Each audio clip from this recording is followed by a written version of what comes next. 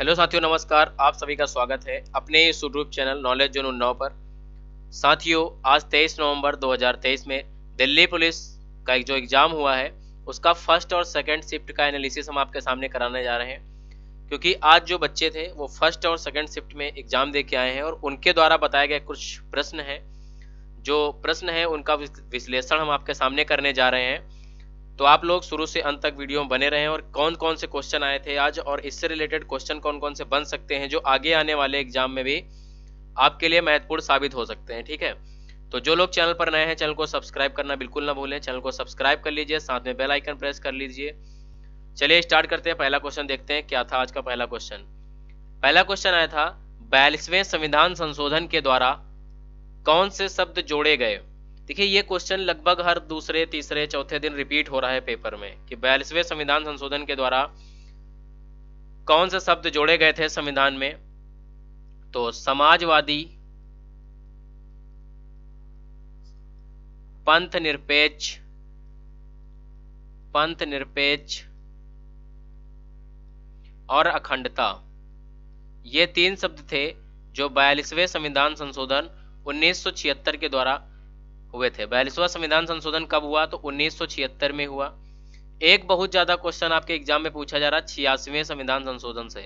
तो 86वें संविधान संशोधन से पूछा जा रहा है जो कि 2002 में हुआ, जो कि शिक्षा से संबंधित है। ठीक है, अगला क्वेश्चन आया था अतरंगी रे मूवी का बेस्ट कोरियोग्राफर का अवार्ड किसे मिला। तो अतरंगी रे मूवी जो है इसका बेस्ट कोरियोग्राफर का अवार्ड जो है प्रभु देवा को मिला था। किसको मिला था? प्रभु देवा। ठीक है, अगला क्वेश्चन आया था दलाई लामा को 2022 में कौन सा अवार्ड दिया गया। तो गांधी मंडेला पुरस्कार मिला था। सही आंसर क्या है? गांधी मंडेला पुरस्कार। गांधी मंडेला पुरस्कार किसको मिला है? दलाई लामा को मिला है 2022 में। अगला क्वेश्चन आया था वित्तीय समावेशन योजना किसने प्रारंभ की। तो क्वेश्चन आया था वित्तीय समावेशन योजना किसने प्रारंभ की। तो भारत के प्रधानमंत्री नरेंद्र मोदी द्वारा। इसका सही आंसर है भारत के प्रधानमंत्री नरेंद्र मोदी द्वारा।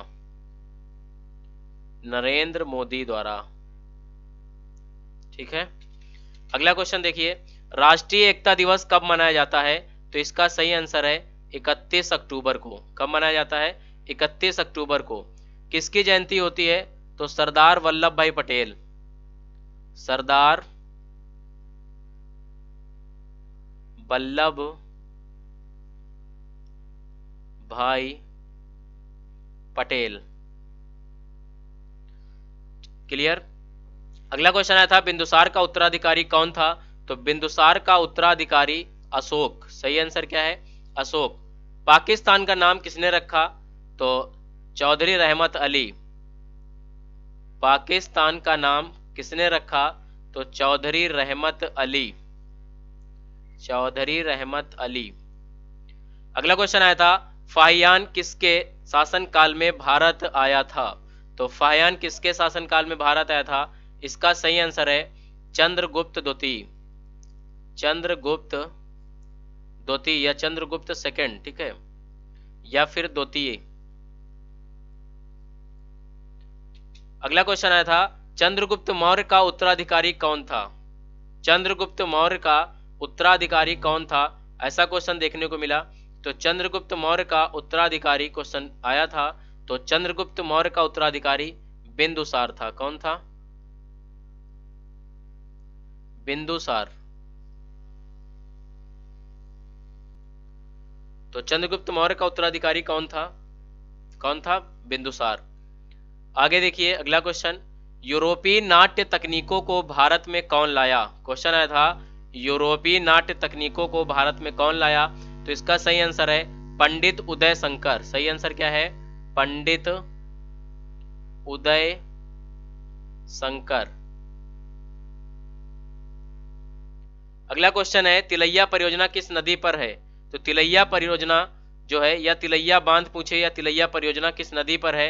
तो इसका सही आंसर है बराकर नदी पर। ये क्वेश्चन हमने प्रैक्टिस सेट में कराया हुआ है, जब प्रैक्टिस कराया था। किस नदी पर है? तो बराकर नदी पर। अगला क्वेश्चन था कान्हा राष्ट्रीय उद्यान किस राज्य में स्थित है? तो कान्हा आपका एमपी में, मध्य प्रदेश में स्थित है। अगला क्वेश्चन था 2022 के अनुसार भारत का कौन सा पड़ोसी देश है जिसकी जनसंख्या 8वें स्थान पर है? जिसकी जनसंख्या 8वें नंबर पर है, ऐसा क्वेश्चन आया था। और भारत का पड़ोसी देश है वो बांग्लादेश, इसका सही आंसर है। क्या है? बांग्लादेश। क्लियर? बांग्लादेश की प्रधानमंत्री पूछ दे तो इसका सही आंसर है शेख हसीना। कौन है? शेख हसीना।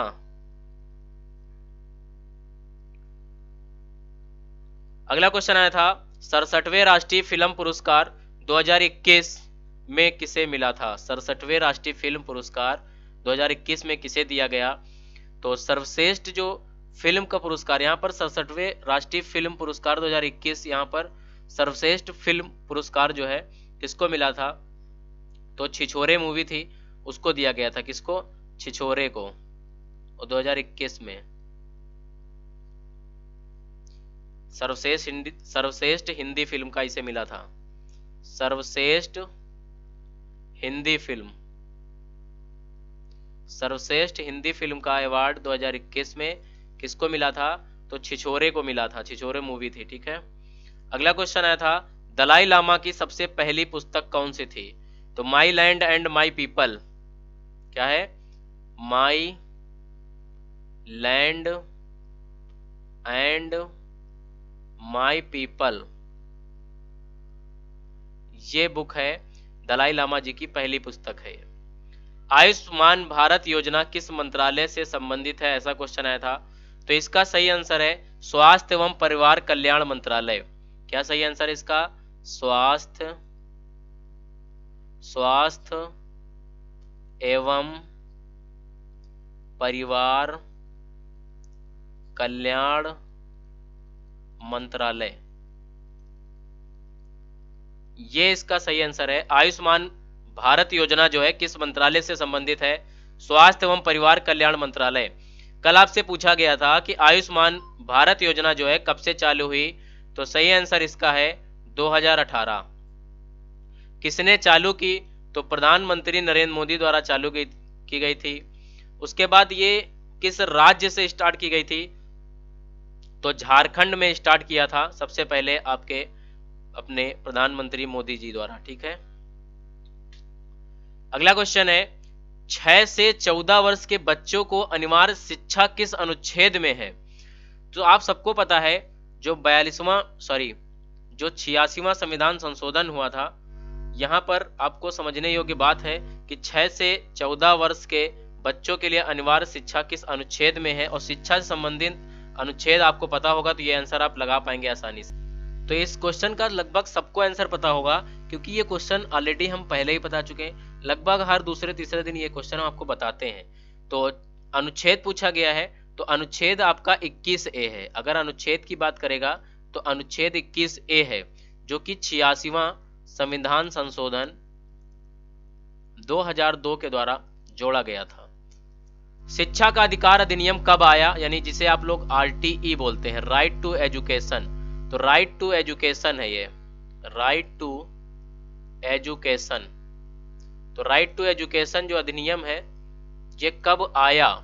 तो सही आंसर इसका को है 2009। 2009 में शिक्षा का अधिकार आया, लेकिन वो लागू होता है 2010 से। यूपी में किसके कारण प्रदूषण फैलता है? ऐसा क्वेश्चन आया था कि प्रदूषण सबसे ज्यादा यूपी में किसकी वजह से फैलता है?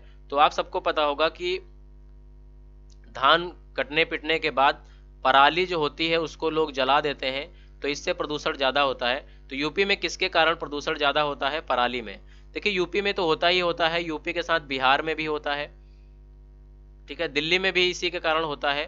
ज्यादातर प्रदूषण आपने देखा होगा, हरियाणा वगैरह के जो किसान होते हैं तो वो पराली जला देते हैं, जिससे प्रदूषण दिल्ली में ज्यादा हो जाता है। ठीक है, आगे देखिए, एक अपराधी स्वयं के विरुद्ध गवाही नहीं दे सकता है, किस अनुच्छेद में आता है? ऐसा क्वेश्चन पूछा गया था। तो इसका सही आंसर है आर्टिकल 20। क्या है? आर्टिकल 20 के तहत अपराधी स्वयं के विरुद्ध गवाही नहीं दे सकता है, ये बात आती है। अगला क्वेश्चन आया था जाकिर हुसैन का संबंध किस वाद्य यंत्र से है, तो जाकिर हुसैन का तबला से है।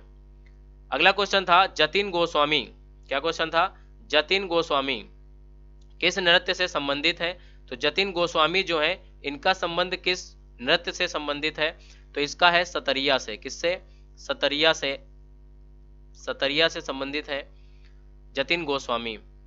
अगला क्वेश्चन था भारत सरकार की पहली औद्योगिक नीति की घोषणा कब हुई थी, तो सही आंसर है इसका 6 अप्रैल 1948 को भारत सरकार की पहली औद्योगिक नीति की घोषणा की गई थी। क्लियर, 6 अप्रैल 1948। अगला क्वेश्चन आया था जनगणना 2011 के अनुसार भारत में कितने जिले हैं, तो भारत में जिलों की बात अगर करेगा तो भारत में कितने जिले हैं, तो भारत में 640 जिले हैं। कितने जिले हैं, भारत में 640 जिले हैं। अगला क्वेश्चन प्रधानमंत्री मुद्रा योजना क्या है, प्रधानमंत्री मुद्रा योजना क्या है, ऐसा क्वेश्चन आया था। आगे देखिए अगला क्वेश्चन क्या था बच्चों, 640 जिले हैं 2011 की जनगणना के अनुसार भारत में। प्रधानमंत्री मुद्रा योजना क्या है, प्रधानमंत्री मुद्रा योजना क्या है, तो यह एक ऋण योजना है, यह एक ऋण योजना है। कैसी योजना है, ऋण योजना है, यानी आप इससे बैंक से लोन ले सकते हैं, इसीलिए यह प्रधानमंत्री मुद्रा योजना चलाई गई थी। देखिए ये तंजौर लिखा है, तंजौर का बृहदेश्वर मंदिर किसने बनवाया, तंजौर का बृहदेश्वर मंदिर किसने बनवाया, तो ये क्वेश्चन आपको पेपर में देखने को मिला। यहां पर कहीं कहीं तंजाउर लिखा होता है, क्या लिखा होता है, तंजाउर, तो तंजाउर भी यही है, यहां पर ध्यान दीजिएगा, तंजाउर पेपर में कहीं कहीं लिख देगा। तो तंजाउर का बृहदेश्वर मंदिर किसने बनवाया था, तो यह चोल शासक राजराज प्रथम ने बनवाया था। किसने बनवाया था, राजराज प्रथम, इन्होंने बनवाया था ये तंजौर का बृहदेश्वर मंदिर। क्लियर, तंजौर कहाँ है, तमिलनाडु में पड़ता है, यहाँ पर भगवान शिव की मूर्ति स्थापित हुई थी। अगला क्वेश्चन आया था पुरा पाषाण काल को कितने भागों में विभाजित किया गया था, तो पुरा पाषाण काल को 3 भागों में विभाजित किया गया था। कितने भागों में, 3 भागों में विभाजित किया गया था। आगे देखिए खेलो इंडिया यूथ गेम्स 2023 की मेजबानी किसने की, खेलो इंडिया यूथ गेम 2023 की मेजबानी मध्य प्रदेश ने की है। आगे देखिए अगला क्वेश्चन क्या है, नूरजहां की उपाधि किससे मिली थी, नूरजहां की उपाधि किसको मिली थी, तो जहांगीर की पत्नी को मिली थी। जहांगीर की पत्नी, जहांगीर की पत्नी, तो जहांगीर की पत्नी जिसे आप लोग नूरजहां कहते ही हो, इनका वास्तविक नाम क्या था, नूरजहां का, इनका रियल नाम था मेहरुन्निसा। क्या नाम था, मेहरुन्निसा, मेहरुन्निसा, 2 ना है, एक बीच में आधा है, फिर पूरा है और फिर पूरा सा है। मेहरुन्निसा को जो कि जहांगीर की पत्नी है, उन्हें नूरजहां की उपाधि मिली थी। अगला क्वेश्चन देखिए तुमकुरु खनन बेल्ट कौन से राज्य में स्थित है, तुमकुरु आपकी कर्नाटक में स्थित है। कहां पर, कर्नाटक में। अगला क्वेश्चन आया था गोपेश्वर मंदिर में कौन से पत्थर का उपयोग हुआ था, जो गोपेश्वर मंदिर है इसमें कौन से पत्थर का उपयोग हुआ था, तो इसका सही आंसर है बलुआ पत्थर। कैसा, बलुआ पत्थर जो है ये सही आंसर है इसका। और ये गोपेश्वर का मंदिर जो है ये आपका उड़ीसा में बना हुआ है, महानदी के किनारे, उड़ीसा में महानदी के डूबे हुए, देखिए उड़ीसा में बना हुआ है गोपेश्वर का मंदिर, और वहां पर महानदी आपकी महानदी है उड़ीसा में। तो महानदी पर एक बांध है, एक बांध बना हुआ है, उसका नाम बताइए आप लोग, कौन सा नाम उड़ीसा में महानदी पर बना हुआ है। तो यहां महानदी जो है, तो महानदी में आपका हीराकुंड बांध बना हुआ है। कौन सा, हीराकुंड, हीराकुंड बांध जो है महानदी पर बना हुआ है, हीराकुंड, हीराकुंड बांध आपका महानदी पर बना हुआ है। क्लियर। आगे देखिए एक क्वेश्चन है इसका छूट गया है, किसी गिरफ्तार किए गए व्यक्ति को मजिस्ट्रेट के सामने कितने घंटों में प्रस्तुत किया जाना चाहिए, तो सही आंसर इसका है 24 घंटे के अंदर। 24 घंटे के अंदर अगर आपने किसी व्यक्ति को गिरफ्तार किया हुआ है या किसी को गिरफ्तार करती है पुलिस, तो मजिस्ट्रेट के सामने उसे 24 घंटे में प्रस्तुत करना अनिवार्य है। लेकिन उसके आने जाने का समय छोड़कर, यानी उसके ट्रैवलिंग का जो टाइम होगा, उसके रास्ते में जो टाइम लगेगा, उसको छोड़कर, ये बात आपको याद रखनी है। मान लीजिए कोई आदमी चेन्नई में रहता है और आप उत्तर प्रदेश में हैं, उत्तर प्रदेश से आपने चेन्नई से किसी व्यक्ति को पकड़ा है, तो वहां से आने में ही 24 घंटे से ज्यादा समय लग जाएगा, तो उसको छोड़कर, ठीक है, यानी गिरफ्तारी करने वाले पुलिस अधिकारी को गिरफ्तारी के 24 घंटे के अंदर उस व्यक्ति को, गिरफ्तार किए हुए व्यक्ति को मजिस्ट्रेट के सामने प्रस्तुत करना अनिवार्य होता है। लेकिन उसमें जो ट्रेवलिंग का टाइम होता है, यानी आने जाने के रास्ते का जो टाइम होगा, उस टाइम को छोड़कर, ठीक है। अगला देखिए क्वेश्चन क्या है, मैटूर बांध किस राज्य में स्थित है? तो मैटूर बांध आपका तमिलनाडु में स्थित है। कहां पर? तमिलनाडु में। अगला क्वेश्चन है पंडित गोपाल प्रसाद। अगला क्वेश्चन क्या है, पंडित गोपाल प्रसाद किस नृत्य से संबंधित है? तो इसका सही आंसर है छऊ। क्या आंसर है? छऊ।